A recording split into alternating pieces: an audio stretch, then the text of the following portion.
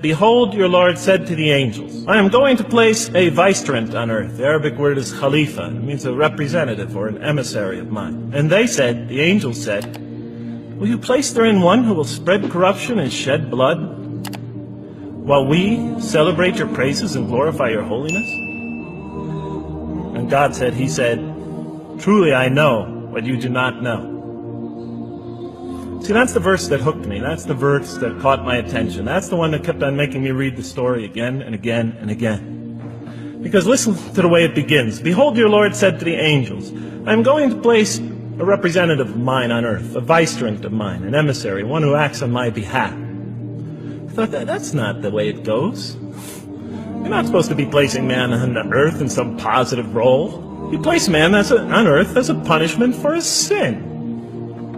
Clearly, I knew the author didn't quite get the point. But still, it was an amazing line. But then I come to the next line, and it says, and the angels say, will you place therein one who will spread corruption and shed blood, while we celebrate your praises and glorify you?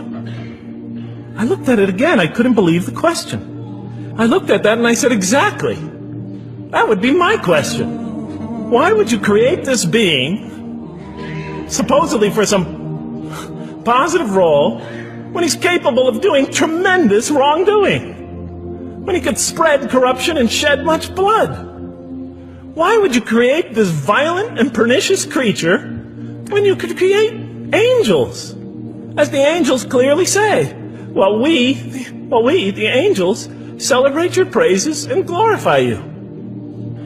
They were asking one of the most fundamental questions in the entire history of religion. Why create you, man, this utterly fallible creature, this creature who could rebel against God's will, who could do such tremendous wrongdoing, who could wreak havoc like no other creature on earth, when you can make them angels? That whole question, everything that I ever thought, everything that I ever experienced, everything that I ever knew was in that question. It was as if the author took my life and wanted to pick out exactly the right question to humiliate me, to provoke me, to anger me.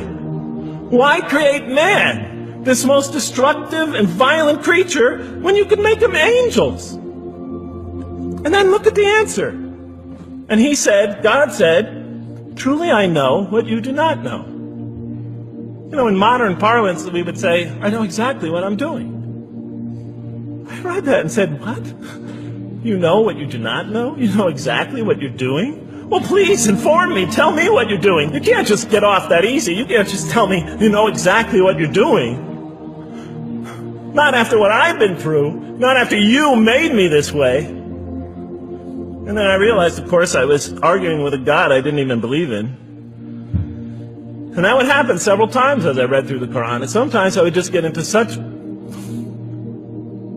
agitated by what I read, I'd start arguing with this voice that I'm reading before me, that's calling to me. So we turn to the next verse. It turns out that the Quran just doesn't dismiss the question. It starts to answer it a little bit. And in the next verse it says, and he taught Adam, God taught Adam, the names of all things. And then he placed them before the angels and said, tell me their names if you are right. So this verse is clearly referring to the previous one. But notice what it says. And he taught Adam the names of all things. So here we see Adam is not only just a creature who knows how to name things, who's acquiring the gift of language, but he's also a learning creature. God is teaching him. Now right here, right in this verse, and it'll come even clearer in the subsequent verses, that the very first thing that the Quran is going to emphasize here is man's intellect. He is a learning creature. He is taught. And what is he taught? What is one of the great intellectual gifts he's given in response to the angel's question? The gift of language. Because through language, mankind can not only learn, but he could learn things not only through his own experience, but he could learn things that other people have experienced of times and places that are hundreds, thousands of years and miles separated from him. And so that all our knowledge becomes cumulative. Every generation learning from the generation before it. I'm learning today from authors I read from other sides of the world that may have existed 2,000 years ago. And so we all contribute to our collective learning and knowledge. And so what I'll see later in the Quran, And the Quran will emphasize this again and again and again. Like in one verse it says, read in the name of your Lord who created a man out of a tiny creature that clings. Read, it commands the reader. For your Lord is most bountiful. Why is he most bountiful? What great gift did he give you? For he taught man the use of the pen, and through it taught him what he otherwise could not know. And he taught Adam the names of all things. And then he placed them before the angels and said, tell me their names if you are right. Okay, you have this you have this natural question about this creation of mankind. Here, this mankind is this human being, this human creature is a learning creature. He has many intellectual gifts. Here, I'm going to place these things before you. Tell me their names if you are right about man. And what did the angel say? Glory to you. We have no knowledge except what you have taught us. In truth, it is you who are knowing, the wise. They say this task, this intellectual test that's put before them is beyond their grasp. And so in the next verse we read, and he said, "O Adam, tell them their names." And when he had told them their names, notice how it's just like it's nothing for him. For mankind, he has this phenomenal ability. And that's clearly the point of these verses.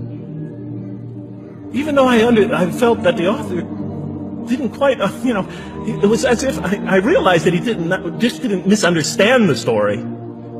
He was taking one of the great stories in the history of humankind, one of the fundamental greatest stories in the history of mankind, and molding it and using it as a vehicle for an entirely original message. And God said, did I not tell you that I know what is unseen in the heavens and the earth? And I know what you reveal and what you conceal? In other words, didn't I tell you I know exactly what I'm doing? I looked at that. What question what did they reveal and what did they conceal? Why are you all looking at me like that? You're starting to scare me. You're all looking very serious. Am I losing you? Wow. Okay. So, they revealed the sinister and evil propensities of man. But what did their question conceal? All you have to do is think about it for a minute. Human beings, yes, they could do evil. Yes, they could do wrong. Yes, they could create misery. But they could also do exactly the opposite. They could choose to do evil. They could choose to do tremendous good. They could choose to do tremendous violence. They could choose to show tremendous compassion. They could choose to live by falsehood. They could choose to live by the greatest truths. So we go on to the next verse. And behold, we said to the angels, bow down to Adam. And they bowed down. But not so Iblis. Iblis is like the father of Satan. He refused and was arrogant. He was of those who reject faith. An interesting statement. And notice why Iblis does not bow down. He refuses because he was arrogant. We often hear what's the root of all evil? In the West, it's always money, greed, etc. Here the Quran says that, seems to be saying that the root of all evil is not always material wants. It's not always money. It's not always greed. At the heart of evil is arrogance. Putting yourself above all others. Of assigning to yourself special priority and neglecting the rights of others. O Adam, dwell you and your spouse in the garden and eat freely thereof what you wish. But come not near this tree, for you will be among wrongdoers. Then they make the mistake. But Satan caused them to slip and expelled them from the state in which they were. And we said, go all you down, some of you being enemies of others, will be adversaries of others. Some of you will be adversaries of each other, and on earth will be your dwelling place and provision for a time. Let's go back from where we started. First, mankind is being taught. We see he's an intellectual being. Then we show he's a moral being. Moral being means he's a being that's going to have to make choices. And then God gives him this choice. It's not a huge deal. It's not the gravest sin in the history of humanity by any means. It's minor by any standards. They make it, though. We see that God originally intended to put man on earth as his vicegerent. When does God finally put him on earth? What signals that he's ready to begin? He makes his first independent choice. It's not the worst deed in the history of humanity. It's minor on anybody's scale. But it shows that mankind is ready to act on his own.